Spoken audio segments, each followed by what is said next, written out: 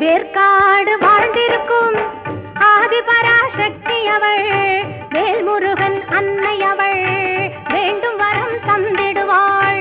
வேர்க்காடு வாழ்ந்திருக்கும் ஆதிபராசக்தி அவள், வேல்முருகன் அன்னை அவள், வேண்டும் வரம் தந்திடுவாள். பார்க்கடலாய் அவள் கருணை பெருகிடவே செய்திடுவாள். பார்க்கடலாய் அவள் கருணை பெருகிடவே செய்திடுவாள். பக்தர்களை கண்ணிமை போல் எப்போதும் காத்திடுவாள். பக்தர்களை கண்ணிமை போல்